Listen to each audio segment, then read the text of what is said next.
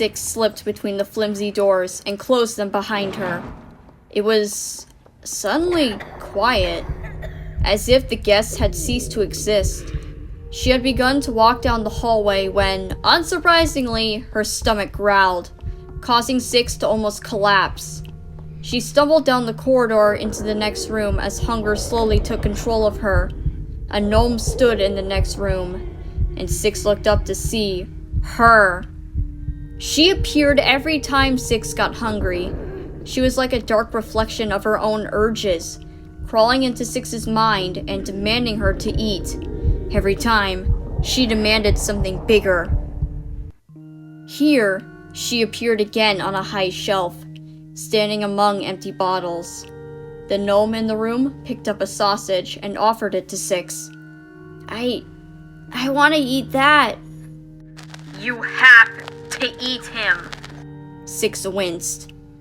I don't want to. He's nice. You have to. You're hungry, aren't you? Six stared up at the shadow, clenched her fists, and for the first time in a long time, she spoke. No. The shadow stared back at Six with resentment, then disappeared. Six felt her mind clear, but hunger was making her even weaker. Before Six could step towards the gnome, she collapsed and fainted.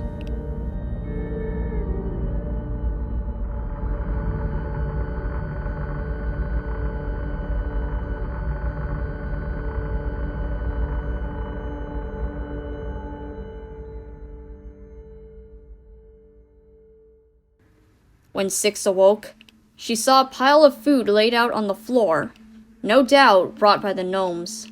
She crawled over and, for once, enjoyed a proper meal.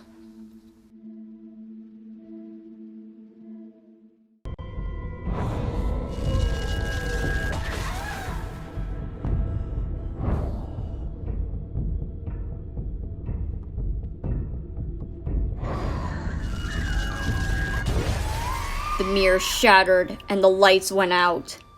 Once more, she felt herself grow hungry. As her eyes adjusted to the darkness, Six saw the lady sprawled out on the floor in front of her. Her stomach growled. I have to do it. She deserves it.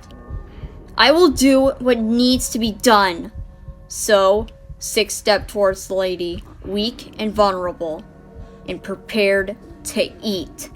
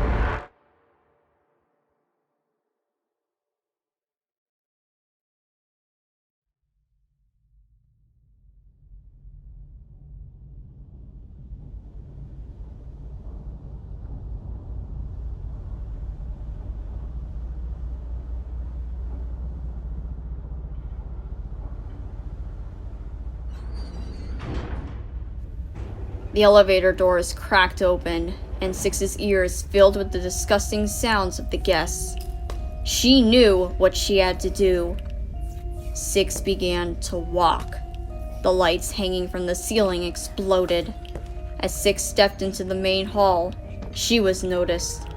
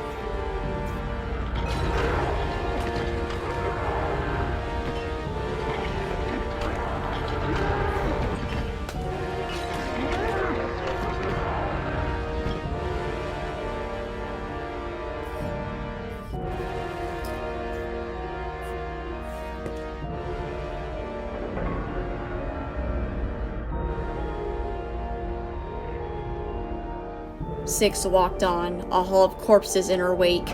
The massive doors before her groaned and began to open, a bright ray of sunlight beaming down on her. Six walked up the staircase into the light. She stood outside the maw and pulled down the hood of her jacket. She felt the sun on her face. She felt the wind in her hair. And for the first time in a long time, Six was happy.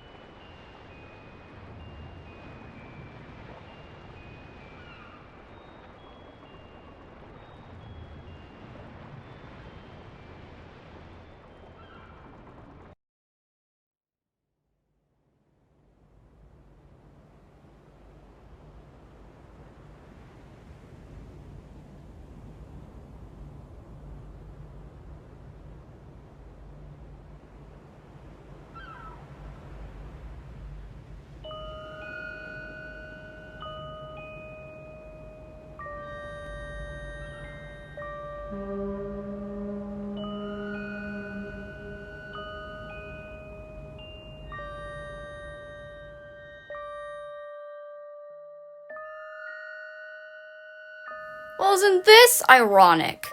The young one who suffers from hunger finally decided to do something about it? Unlike you, who still gave into it when you killed me. Interesting. But that won't happen any longer. I will not resist my temptations for revenge on you after what you did. I am coming, and there is nothing you can do to stop me.